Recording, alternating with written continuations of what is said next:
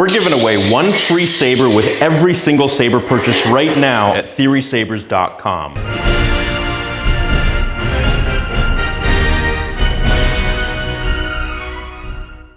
When we watch Return of the Jedi, the Emperor's death feels quite inevitable. Thrown down the reactor shaft by Vader, destroyed in an explosion of Sith energy. But what most fans don't realize is that in the early development of the film, Palpatine's death was far from settled. George Lucas, Lawrence Kasdan, and Richard Marquand debated multiple possibilities for how the Emperor would die, including lava pits, snakes, and even hand-to-hand combat. In the making of Return of the Jedi books, the July 1981 story conference captures this exact debate on page 63. Marquand is speaking to Lucas. "I really love the lava. I love the Emperor being this chilly man. What do you think of that?" Lucas admits that he likes the image but struggles with the logic. "I don't know.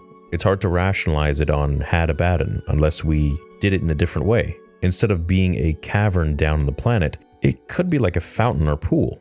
More like a volcano," Kasdan says, and George pushes back, saying, "The thing is, it's not clever and it is not believable. You know that the only reason that you have created that lava pit is to throw somebody into it. It telegraphs the movie." This exchange shows that George's instincts were pretty spot on.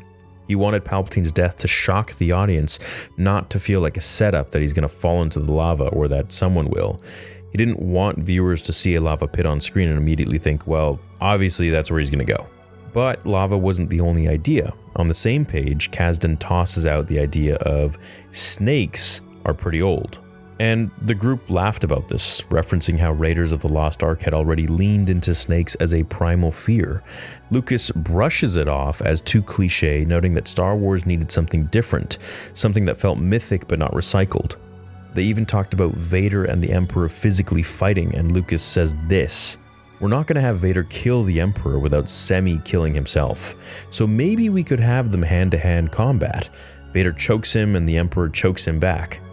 Now, personally, I think that would have looked really strange. I mean, the most powerful Sith in the galaxy reduced to just joking each other and wrestling around like regular dudes. It shows that in 1981, even Lucas wasn't certain how to stage the Emperor's final moment. But ultimately, of course, George realized that the best solution was the one that no one would expect. Vader turning against his master in an act of compassion for his son at the last second. No lava, no snakes, no hand-to-hand combat. Just a shocking reversal, no pun intended, that redeemed Anakin Skywalker and destroyed the Emperor in one act, while killing him. Well, both of them. And when you think about it, that choice really echoes the larger theme of the saga in general, where in Revenge of the Sith, Obi-Wan defeats Anakin by leaving him crippled and burning in lava, where in Return of the Jedi, Lucas rejects repeating that imagery. Or rather, we should say vice versa, since, one came before the other. The Emperor doesn't die in a pit of fire, he dies because the bond between father and son is stronger than fear and hatred. It's really quite beautiful, and I wish more mainstream people would know this information, or at least maybe watch this video or something, or read the making of books. But I guess that's why I'm here. That's why I'm here. So the next time you guys watch Palpatine fall into the Death Star's core, remember, it could have been a volcano, a pit of snakes, or even the two of them wrestling and fist fighting around. Instead, George chose something much simpler, but also much more impactful and mythic. A death born out of betrayal, compassion, and destiny.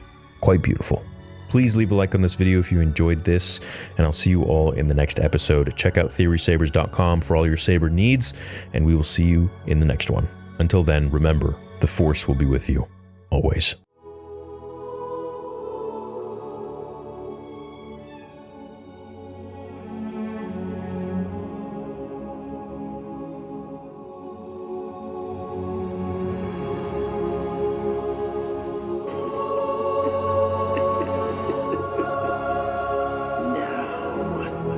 Fulfill your destiny.